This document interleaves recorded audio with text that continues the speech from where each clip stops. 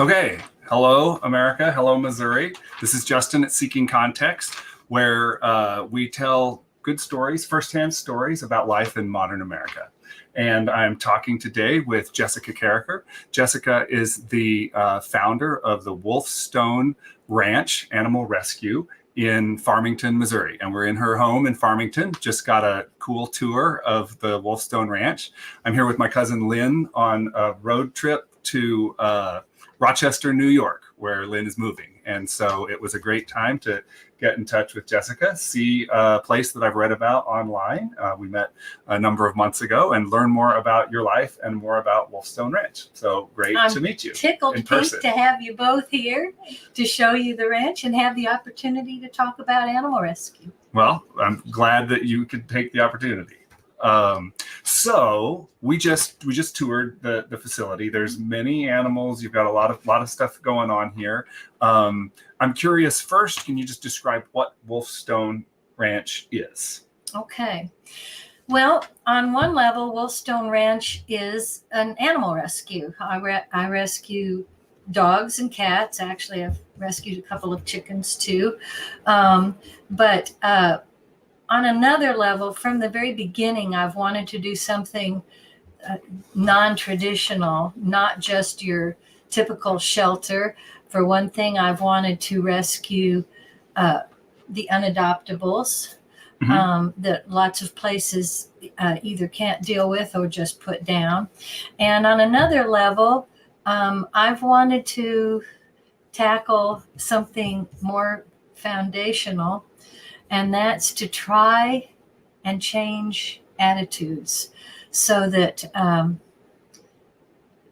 I found that a lot of people in the rural areas, like we're in, don't think animals feel physical pain even, or that they have emotions.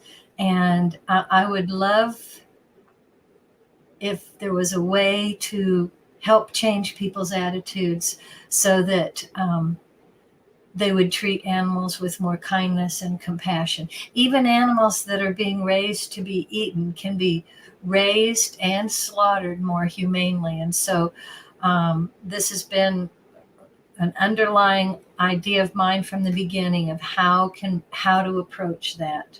Mm-hmm. So. And you said, so in this area, you don't think that that's a value that is widespread. Do you think that's something that became important to you because you grew up here, correct? Mm-hmm. Is it something that became important to you as you lived elsewhere? Or was it like your family believed in this approach, and it's just a different attitude in the sort of rural America? Mm-hmm. No, it's kind of, you grow up someplace and you take some of that for granted, and you don't really get a perspective till you leave. And yet at the same time, I always did have a heart for animals, and I recognize that they feel pain and emotions too. And so I was always touched by that. And as a kid, one of my dreams was, when I grow up, I want to be a rock star, so I have money to start an animal rescue. Means to an end. Exactly. Well, I love being a musician too, but right. But I definitely like the idea of bringing the two together in that way. Yes, I mean, and it's not just endemic to this area. Rural areas around the world, certainly across the United States and around the world, tend not to think of animals. Well, think of animals as animals instead of what's one of the phrases people say? They treated me like an animal. That one always just tugs at my heart. It's like, oh, right. You're as sick as a dog. Yeah, that's because people don't take them to the vet. Right. So those things always bothered me. Right. Well, so tell me about a typical day. This morning you said you got up at 6. Yeah. And you were working till 11. So what are you doing between 6 and 11? Well, that's morning chores. Okay. And one of the problems, which we may be talking about later here, is getting help at rescues, especially when you're out in the sticks. It's a lot harder than in the cities to find people who have the means to volunteer. But that has meant that I've had to take care of the animals virtually by myself for the past 11 years. So first thing up is morning chores. And then in the afternoon, you've got afternoon chores. So it's get up. You've got a bunch of cats that are screaming that they're starving to death. I've got dogs in their crates in the basement who say, we've been locked up for hours. We need a bathroom break. They want to go outside. So it's just juggling all of that, trying to feed some animals while I run downstairs, let dogs out, let them back in, juggle the whole routine, cleaning litter pans, fresh water, just the basics. So 5 hours in the morning and there's another 5 hours in the evening? It's actually a little bit less in the evening because I don't do in the morning, the cats get canned food as well as dry food. And so that means mixing up all the different dishes for each of the cats, because some of them are on prescription food and some of them won't eat this and some will only eat that. And so it takes a little bit longer. Mm-hmm. But yes, I have spent 10, 12 hours a day just taking care of the animals. Wow. Every day, 365 days for 11 years. And it sounds like you have had some help through the last 10 years here and there. A little bit. But no partner or full-time staff. Nope. And that I felt called to get into animal rescue when I did 11 years ago.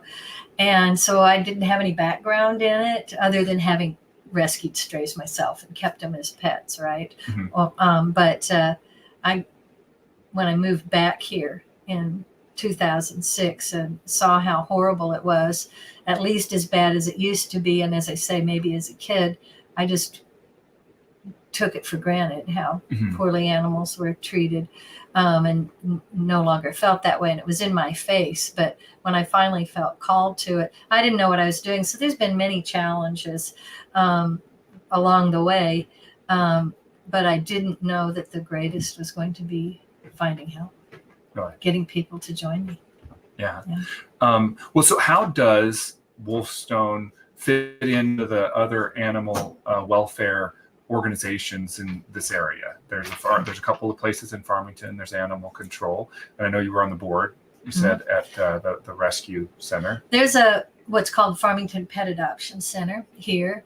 At one point, it was called Humane Society. I'm not sure if they were actually connected. And when I first felt called to get involved in rescue in 2009. I thought, well, that's the place to go. That's our local shelter. Let's go be a part of that. And I spent almost a year on the board. And frankly, it was the most traumatic year of my life. It was supposed to be a no-kill shelter. And there were some people who wanted to start putting animals down. Mm-hmm. And there were the others of us who said, no way, we're no-kill shelter. And a ton of dysfunction. At one point, I spoke with a woman. This is years later, and I shared with her all the dysfunctional problems we'd had down there, and then problems I'd run into trying to get people to join me and be a part of WolfStone Ranch. And she listened. She was a student who was working to get her master's from in nonprofit management. Mm-hmm. And she listened for about an hour and a half as I said to this story and then this story and then this happened and this happened. And then she said, yep, we studied all of that. Those are all classic problems that organizations have. And so it was nothing unique to mm-hmm. Farmington Pet Adoption Center. And I'm not saying this against them or against the organization. I haven't been involved in years. And it's, for that matter, it's not nonprofits, it's business. It's people. It's people. Yeah. It's families. It's people. People. So yeah. Well, and so you, your animals will sometimes come from there, or do they sometimes go back to there? Like, what's the flow of the animals from where the environment that they need to be rescued from, and then to here and wherever they end up in their forever home? How does that work? Well, when I left being on the board there, I took some animals that were on the hit list. And some other people, we got the animals out that the people who wanted to put animals down, we got them all out. So I could leave there and feel like no one was going to be put down at the time. So I have a Denver and Durango are from there. And then animals are stray. If you live out in the country, people don't. And then in the beginning, because people at Farmington Pet Adoption Center, the volunteers as well as the employees knew that I was going to be starting this. So when they couldn't take animals in, they were sending people to me. And then as neighbors saw that fences are going up, kennels are going up, oh, we've got our local person we can dump all the strays on. And I kind of had to turn all of that off. I told Farmington Pet Adoption Center not to send anymore. There's only so much one person can do, especially while I was still trying to develop the infrastructure around here. And the neighbors, as they would bring animals, I said, okay, you either need to pay a surrender fee or you need to volunteer some time here. And that apparently was an unreasonable request, and I pissed off all the neighbors. I took the animals they brought, and then because they were angry at me for not just letting them dump them here, they haven't brought more. So it took a while to turn the spigots off, and then it was just stray animals. And then started developing relationships with the shelters. I've not been able to find good homes for animals in the area, so I started working on developing relationships in the city, where one thing, they have municipal codes. And so people know when they go to a shelter to adopt that they're going to have to keep their dogs in a safely fenced yard, or their cats indoors. And those shelters that I work with anyway discourage declawing the cats. And so they're able to find homes that I've not been able to find. And that network has slowly been growing over the years. And then I've also developed a relationship with the animal control. So there are times when I'm able to work with some other groups in the area that specifically work with pulling animals out of animal control to save their lives. So it's a potpourri of options. Right. Well, so do some of the animals, like, will they end up just living their whole life here, or do almost all of them eventually get, out to an adoption, organization? When I started, at first I had a bunch of dogs in the front yard, a bunch of dogs in the backyard. They were getting along pretty good for a while. And so as I was rescuing more, it's like, oh, get these now that I've developed a relationship, say, with 5 Acres Animal Shelter, which is a premier no-kill in St. Charles, Missouri, Northwest St. Louis. I'd get them up there, and then had a big fight one day. And my canine coordinator up there had said, we can't take any dogs that have been in fights or anything. So then that meant that those animals that were here and that had been involved in that were stuck. Right. So now they have become sanctuary animals. Over the years, more groups have been becoming no-kill. More groups have been working with animals. More animal behavioralists. And there's been a growing understanding that, well, a lot of animals, when they've been dumped or when they're being surrendered, they've been through traumatic experiences. And so you're going to have anxious animals who are going to have issues. So as long as you are honest with them and you say, we've been trying to work with them, this is what we've seen, this dog is great with people, but not with other dogs. It'll need to be only adopted out to a home without other dogs. That's pretty much no longer an issue. But at the time I got in, that's how I've ended up now with dogs that I have to call my sanctuary dogs. And furthermore, by the time all these changes happened, they've gotten old. They're 9 to 13 years old, and they wouldn't be good candidates to go to a shelter and wait to find a home anyway. Right. Cats.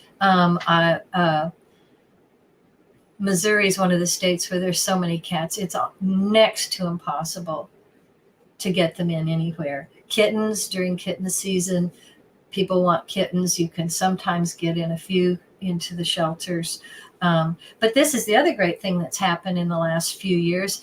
There are several states in the Northeast and in the Northwest that need animals because they have better animal welfare laws and environment and enforcement of them. So there's a lot of transport now going to other states. So there's a lot more animals in the states that have huge overpopulations and don't have good animal welfare laws. We're sending them to these others. So there are opening up places for cats and kittens, but even there, if you've rescued feral cats, they don't do well transferring to shelters. So that's how I've got only 6 dogs, but 19 cats that are sanctuary animals. Right.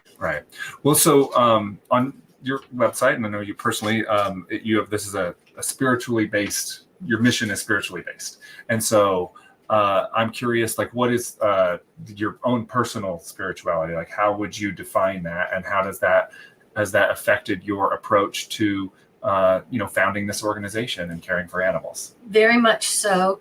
WolfStone, first of all, since I founded WolfStone Ranch, and I felt it, first of all, it came to me that I needed to do this as a revelation one day. And it felt very much like a calling. It felt like the sacred was saying, I am asking you to do this. And I've never had that experience before in my life per se, but I was raised as a Christian. And when I left home, I left high school, I kind of left all of that behind. And it wasn't till I hit 40 and had been through some bad relationships and a divorce and some other ways that life had kind of crashed for me, that I said, what is not working for me in my life? And I said, I threw out the baby with the bathwater. I threw out totally living a life of integrity, with no compromises, with no rationalizations here or there, and said, that's what it's all about.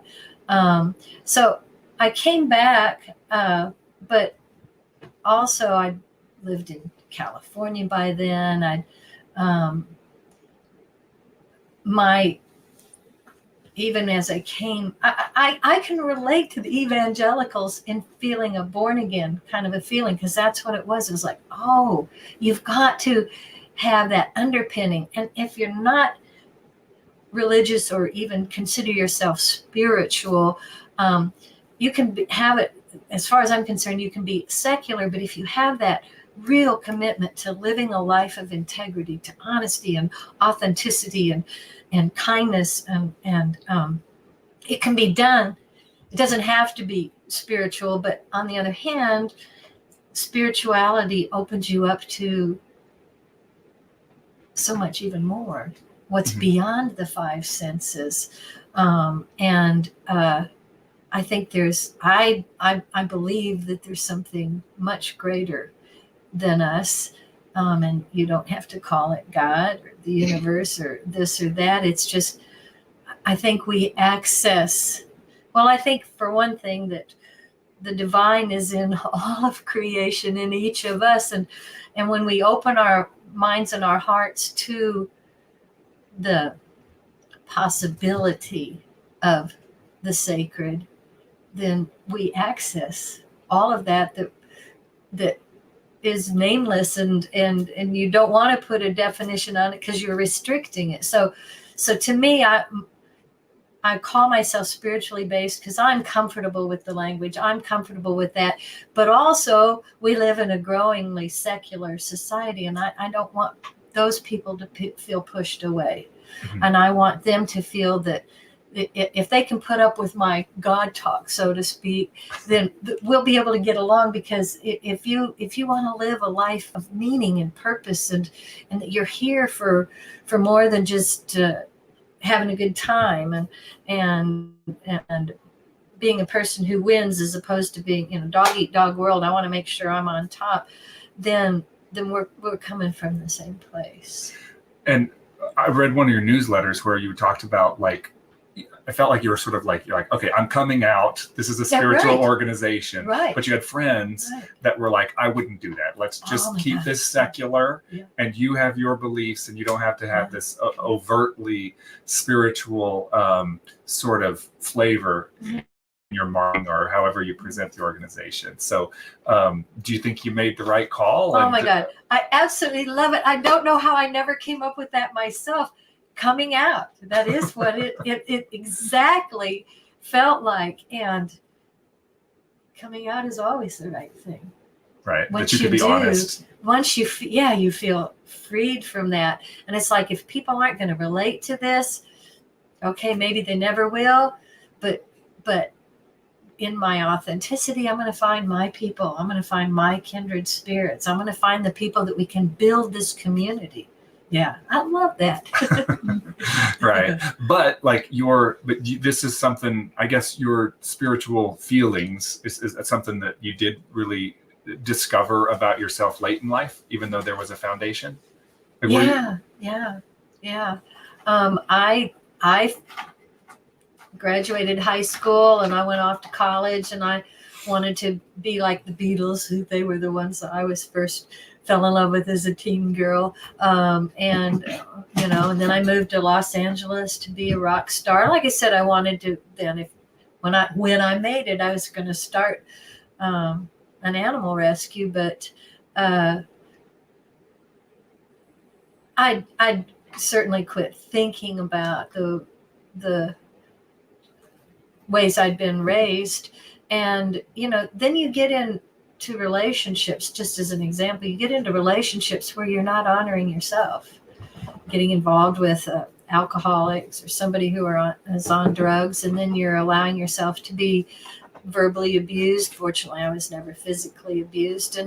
And these are some of the things when I did crash and burn around 40, it was like, what's not working in your life? Oh, when you threw out all the Bible as an example of a holy book, there are many from many religions. The wisdom in them is people who took the time to delve into the mind and heart of human beings. That's the way we're made. Mm-hmm. And so the Bible is talking about that. And if you throw out the rules, you're going to hurt yourself and others too. And that's kind of where it all came from. Because I always had the heart to be an activist. I always had compassion for animals and a lot of other people. Not necessarily for people that don't have compassion for animals. That's a harder one for me. But it was very much, I am going to live a life that it is uncompromising in my commitment to what I believe the sacred is calling all of us to. Mm-hmm. Well, tell me about, you're a musician, mm-hmm. And you really were a rock star, right, in Florida, or you were in bands. So I'm curious about, was that like right after you left Farmington after high school, or tell me about your life as a musician and how you got into that line of work. I played in bands down in Florida because I ended up there shortly. I went to college here for a couple of years. Then I ended up down there to visit my mom over the summer, and then ended up staying and got involved in bands. But then I wanted to take it more seriously, and I said, you got to move to New York or LA. And I just felt like LA felt more like the right fit for me. I think more of the bands that I liked came from that world. So I moved out there, but I'd been studying music in college, and I dropped out to play in bands and all. But so I knew how to read music, and so I ended up getting involved with a contemporary classical composer. So his music was written, but it drew from his internationally.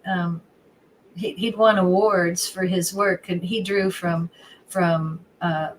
classical music like Stravinsky and Mhm. wonderful, and Debussy, but also from the jazz and rock world. So it was a beautiful blend, and incredible composer. Um, and that's, and as he put it at one point, when I was working with him for a number of years, I was playing in the big leagues, but it's contemporary classical or the avant-garde, and so you're not really a rock star. I worked as a legal word processor for years, and I put more money into it than I ever got out of it. But it was wonderful. We toured the U.S. and the Europe and Japan, and it was an amazing adventure. I had music written specifically for me, for my voice. I commissioned that composer at one point to do a piece where I wanted to feature the wolf. They're my favorite animal. And he said, well, I can't really explore the wolf in a number of pieces. Why don't you open it up from there? He said, as a matter of fact, he'd written a mass that for the instrumentation is just wine glasses that you strike and rub, and you different pitches. And he said, so why don't you do it? And instantly I said, oh, fabulous idea. So he wrote, so it is the mass, and we left the mass part of it in Latin, and then I wrote poetry, if you will, to interweave with it. So it was the Wolf Kyrie, because the wolf, have mercy of all the animals who've been abused by bad reputation and everything, and the bear Gloria. I took the animals from Native Americans who respect all animals as far as being able to learn from them, but of course the megafaunas, the charismatic ones. So the bear Gloria, the grizzly bear, and the credo, because of the eagle with eagle vision, also then the vision of spirituality, and the cougar sanctus, because thinking of a cougar when they're about to pounce, they're in a kind of a prayerful position, and the man Agnus Dei, the Lamb of God, and it's the whole work. It's over an hour long, and it's all about trying to save the environment. Wow. And trying to save the animals. But so, and I was also involved with him, and without going into this dysfunctional there, because he's still alive. I can't talk about our past, but it was very dysfunctional. And that was one of the big reasons that I realized I was making personal compromises. Human creativity is definitely something that's sacred, but it is not the creativity that you make compromises that are going to hurt you and others. Right. So it's time to get out.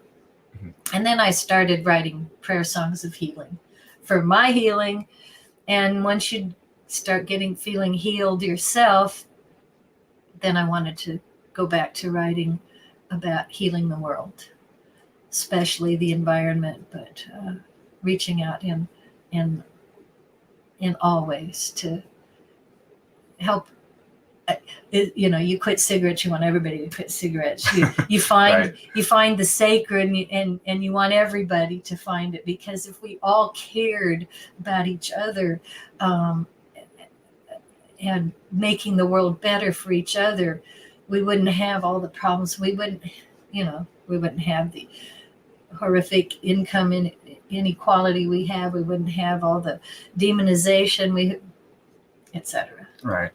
Well, you're connecting with somebody, because this is one of my first user comments. I have to share this. Aiden11 says, will you ask Jessica if she'll marry you? I'm 22 years old. Oh my God.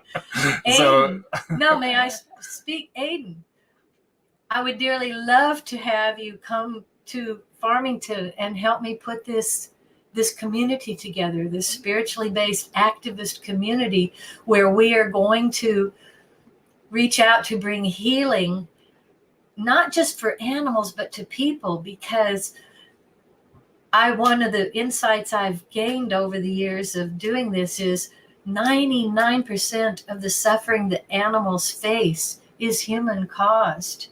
And we're never going to get ahead of the game of rescuing all the animals until we also address it's a holistic. It's like everything else. Everything needs to be holistic, and you've got to build the right foundations. So we need to be helping each other. And that's what building healthy community and maintaining healthy community so that you can successfully reach your other visions and missions in life to make the world better. Well, so, okay, and we've got a tentative yes, possibly. We just fantastic. We need to work on, we've got some things to do around here. Absolutely. Well, so tell me about the music though. So you do vocals, but when you're composing, are you, okay. What are you? No.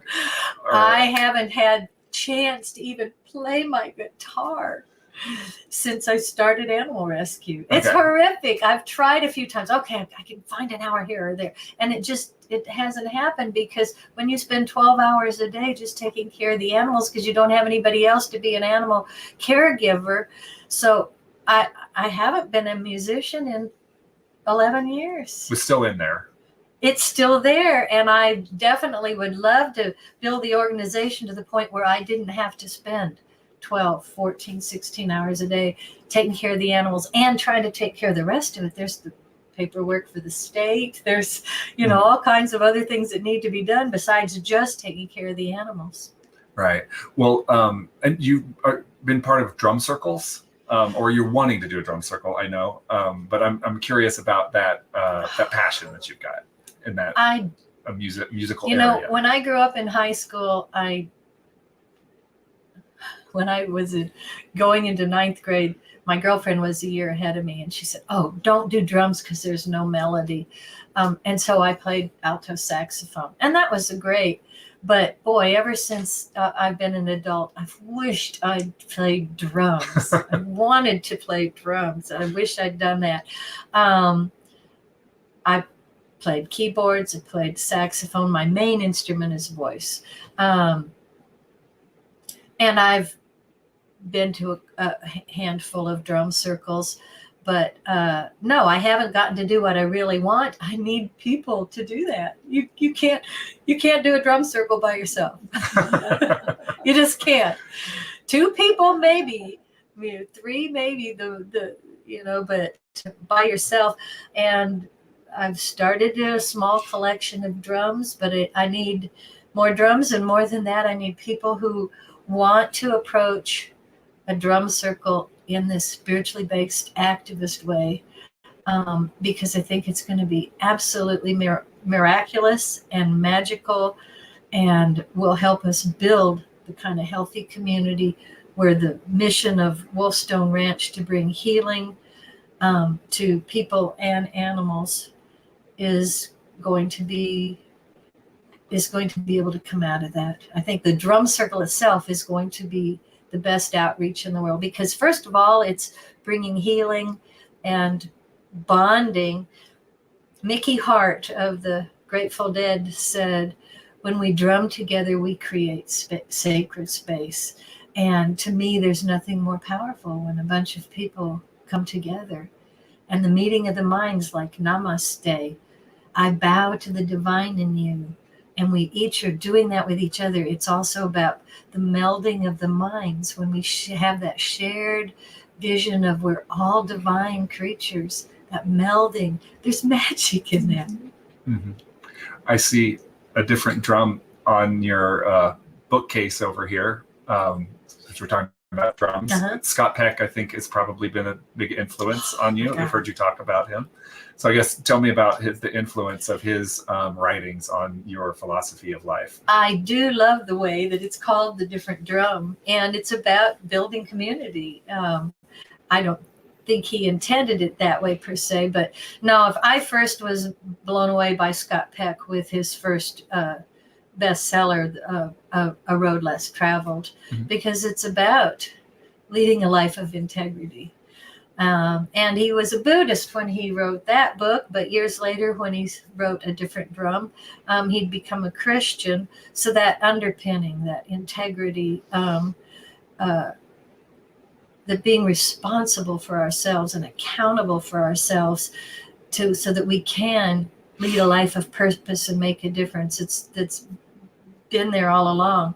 But The Different Drum is specifically about building healthy communities. And we use that word constantly, and yet in such shallow ways. Building true community,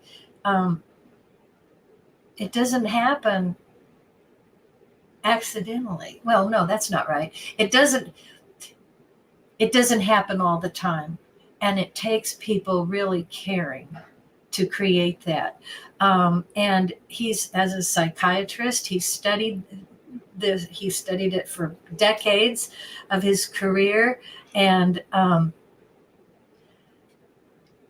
religion is supposed to give us the aspirations to be our best self, to be, in Christianity, we would call it following the golden rule of looking out for each other. For the Hindus, it would be namaste. I bow to the divine in you. In all the world, I love my poster. Buddha was not a Buddhist. Jesus was not a Christian. Mohammed was not a Muslim. They were teachers who taught love. Love was their religion. And that's what it takes to build healthy community. And just to talk about it in a religion is to say, okay, here's this God, Buddha, Jesus, Mohammed, and we are supposed to follow them, but we've made them a celebrity. And so now we can kind of cut ourselves some slack. We don't really have to live up to that. But and besides that, they don't talk about more than the vision in churches. But Scott Peck says, wait, there are some guidelines and principles, and he's careful to say guidelines and principles, not rules and regulations. That's where religions go wrong, in my opinion. Mm-hmm. That's what separates religions from spirituality. You've lost the spirit now. And it's got to be more open than rules and regulations that man can create, and then that creates all the exclusivity, all the exclusion, all the us versus them. And so he's developed with others, with the use of science, these guidelines and principles so that you can build and then maintain healthy community. And now I lost my train of thought. Well, I was just asking about Scott Peck's influence on your vision for your own, I think, philosophy of life, I guess, and then the way you approach WolfStone Ranch and your mission. When I found out about that, I read that book, Different Drum, in 2009, and I wanted to do a community building experience, but I didn't have the money to go to one someplace else. And then I had got involved in animal rescue in 2010, and I'd been in touch with Mona for all those years, and you'll need to raise about $2,000 to bring a couple of the facilitators, the Foundation for Community Encouragement facilitators, out to run your 3-day week, 2 or 3 day weekend community building experience.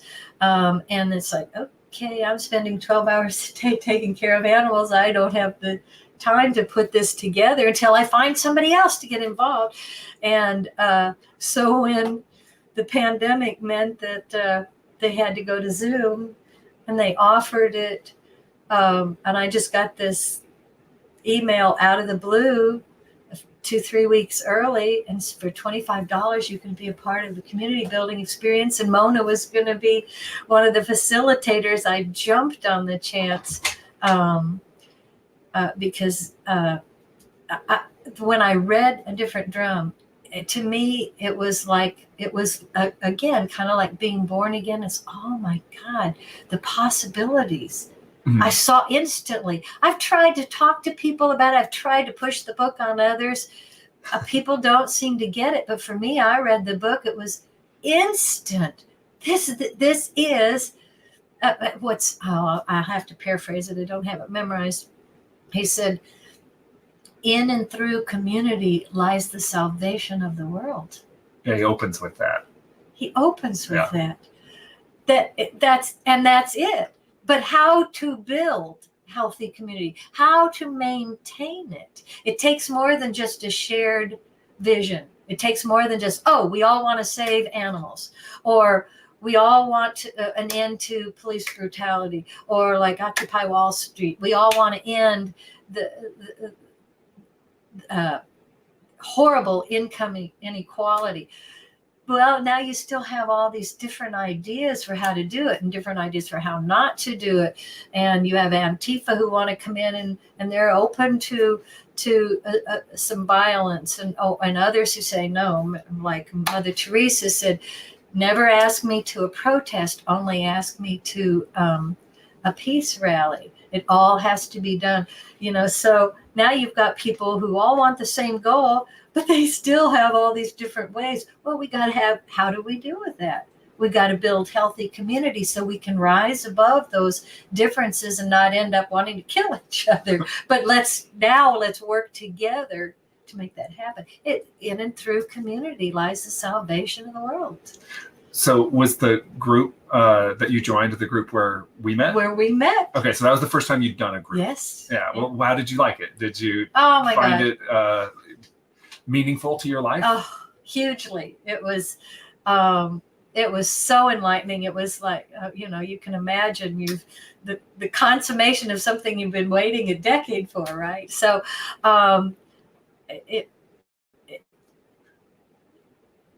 I learned so much from that, and I had an amazing experience. And it was hard to deal with. A lot of anger, a lot of hurt that people were expressing, and I understood. But I also thought some of it was being done in ways that weren't following Scott Peck's guidelines and principles. But I was new, so be careful.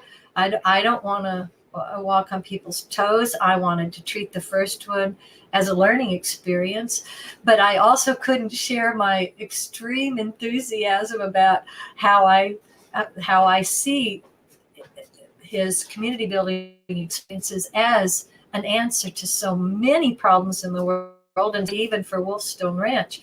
But at the beginning of, I guess it was our second day, the one guy started it. I felt we were stuck on the first day. Man, we're just kind of at this place, no breakthroughs yet. Second day, can't remember his name, but he said, now, wait a minute. I'm not sure that this is, and he started talking about community building itself, not people just sharing where they were coming from with their issues in the world. And I thought, okay, I'm feeling the breakthrough here. This is exciting stuff. I like it. Then that got people talking about that, and then it got. I thought there were people who were not following the rabbi's gift, who were not treating each other as sacred beings and not being kind and compassionate in the way they were treating each other. But still, it was so exciting to see. Here is not room full, Zoom full of people who are here because they care about building community. These are my people. Yeah. These are my kindred spirits.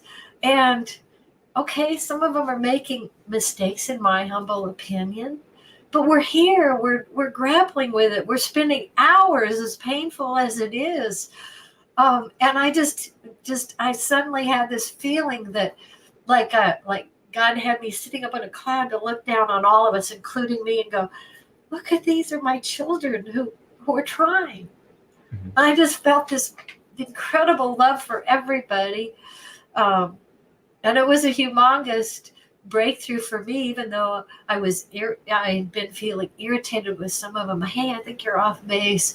But it was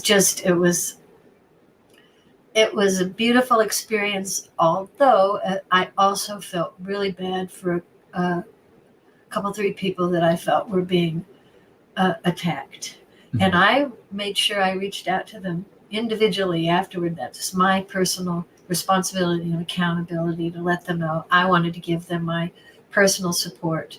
Because I also felt kind of cut off a few times when I was being told, you're talking too much and you need to leave room for others. And so, okay, that's fine.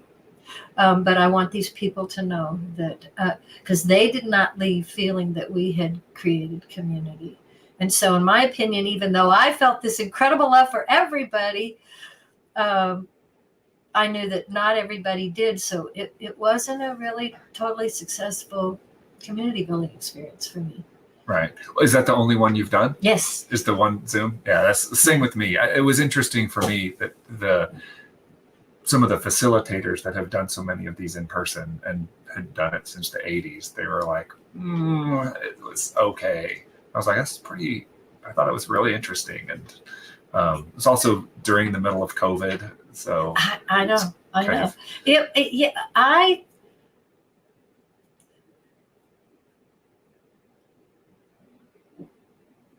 boy, I don't want this to sound heretical. I definitely would like to bring facilitators in when I'm finally able to get people to do and get our WolfStone Ranch community started, and we will. I want to do many community building experiences, but I also learned from that experience that if everyone's serious about building community, and most, if not all, of the people read the Different Drum, and I can't remember the other book that specifically about the community building experiences. And I wish I had time in the last few months to attend some of those others they've done where they were talking about, what was it, waiting for the spirit to. Yeah, it's like I can't remember move to speak. Move to speak. Yes. Like when are you moved to speak, and when does a thought in your mind rise to the level of being worthy of speaking in a group? And I didn't attend that one either, but I'm curious. I wanted to, and I agree to a degree with that, because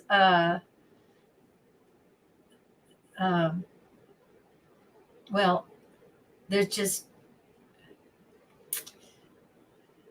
this. That's why. Well, one of the things I learned from it was, you don't do one. You got to do a lot of community building experiences, because one, you're just getting your foot wet. You haven't even learned to swim yet. And my next one, I'm much more clear on when I will speak and not speak. And people want to try and shut me down for that. If I feel like I need to speak up, for instance, if I think somebody's being attacked and I don't think they're following the guidelines of treating each other with sacred respect, then I'm going to speak up. And you tell me I'm wrong for that, because I can be very. Since I had my spiritual reawakening 6 years ago, I've gotten pretty good at feeling when I know I'm speaking from a place that's sacred, and I'm not afraid to say that. Right. Well, I mean, the goal of these groups is that you can say that honestly to somebody and not hurt their feelings when you tell them they might have hurt someone else's. Exactly. That it's okay to be truthful with people. Even and I didn't feel that happened in ours. Yeah, I think it may have for some and maybe not for others. Exactly. Right? And there's a good point. Yeah. Very good point. Very good point. Well, so back on WolfStone. So what's your vision? Like what would you hope? What's your stretch goal for WolfStone, the future of WolfStone Ranch? My Mount Everest is creating a community of kindred spirits here. I say Mount Everest because it's one thing to start an animal rescue. It's another to get people involved. at some point with the community, I hope that we're bringing in enough donations that people can work for the organization, at least some. You have to have a few people working for it and not just volunteers. But this is one of my big issues right now. How do I bring people like Aiden in? I say, move to Farmington. No, I don't It's in the have middle of the country. You can get anywhere. Yeah, exactly. I can't pay somebody. Can we find jobs in the community until we build the organization enough? Can the drum circle, the way I want it to be done, where it's truly a sacred community, no stars, no drumming stars, where we are drumming for our healing and for the healing of the world. I see such potential for that to take off and reach other people in the same way that the Grateful Dead reached maybe a different kind of crowd, but still created community. Yeah. I see the potential, and that could then be incredible outreach for bringing people here to be a part of the community, and bringing in donors who say, hey, yeah, you are truly building healthy community. And you're like in the rabbi's gift, the story where that's also the preface to A Different Drum, where he talks about a dying monastery, and they get the message from the rabbi in the next town, one of you is the Messiah. So they started treating each other, oh, could you be the Messiah? Could you be the Messiah? Could I? They started treating each other that way. And people from the town started coming out to have picnics at the monastery because they felt that sense of spirit there, that sense of kindness and compassion that's very rare in this world. And eventually more young people wanted to get involved. And that kind of spirit, I think, could build WolfStone Ranch so that we can be helping animals and people. Our drum circle can become the kind of thing that other people can emulate and do the same kind of thing around the world, around the states, around the world, and we can build bridges instead of walls. If someone wants to contribute today, they go to wolfstoneranch.com. The best way is to go to wolfstoneranch.com. .org. Mm-hmm. wolfstoneranch.org, and at the very top of the homepage there's a donate me button, and go straight into our PayPal account, and it can go toward taking care of all of the animals and their vet bills. And There's a dog right here. Who is this? This is Skylar. That's Skylar. Hi, Skylar. She would love some donations. See, she would love some donations. She wants more treats, don't you? Oh yeah, that's your favorite word. Or it could buy us some drums to start the drum circle. One of the big things I'm waiting on there is to get to the point where this pandemic is under control enough that we can start meeting and put a drum circle like that together. The problem is Missouri's one of the least vaccinated states in the country. So I'm not sure if you want to have a lot of gatherings just yet. Not yet. Right. You've had 10 years of running pretty complicated organization. Any good stories from that time period? I don't know, with the animals or with the people that have helped out, that like something meaningful or funny? There are many times that things have happened. People have come into our life, WolfStone Ranch's life, and it's been nothing short of a miracle. It's nothing short of a parting of the Red Sea when I didn't know what was going to happen, and people have shown up, and we're still here. But one of my favorite stories, I think, is a beagle mix that I rescued a few days after July 4th that year, and I had way too many animals here for one person. I had 37 animals here, 14 dogs, and the rest were cats. And Gosh. and I was doing nothing but take care of animals from like 4:30 in the morning till like 10 o'clock at night, a day after day. And it was one of the first times I almost crashed. And I had people come into my life then that helped get some of these animals went to Best Friends Society. I'd been in touch with them because of they're a good source for people who are getting into rescue, and they have for learning purposes how to do this. And so Banjo, as I had named that beagle mix, ended up going out to Best Friends Animal Society. They took 4 of my dogs and 10 of my cats, which was an enormous bunch for them to take from one shelter. And he ended up getting adopted by a family in the Seattle area. And when they transfer animals, you don't know, you aren't given always the information where they came from, because there can be complications. We'll leave it at that. But she had paperwork from when he was here, but they'd redacted everything that said WolfStone with, magic marker. And she held it up at the light and read WolfStone Ranch in that, because she wanted to know more about the dog that they'd just adopted. And she got in touch, and we became very good friends. The family came out here a few times. They became donors. Her husband is an IT consultant.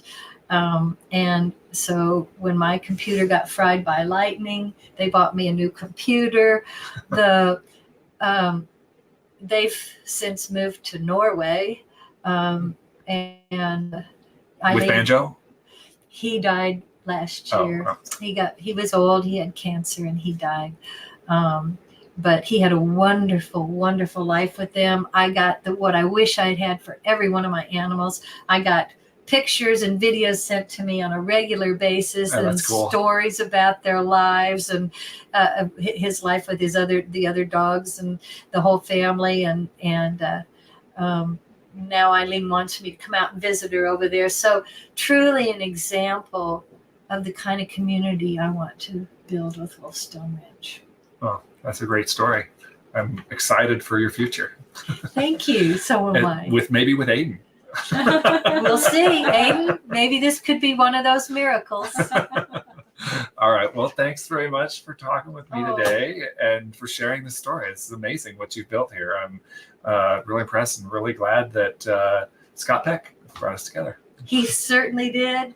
And I am just so grateful. And it's a pleasure meeting you, Lynn. And it's just this, I was so glad that we've stayed in touch and that this happened. Me too. All right. All right. Goodbye, America. We'll see you next week.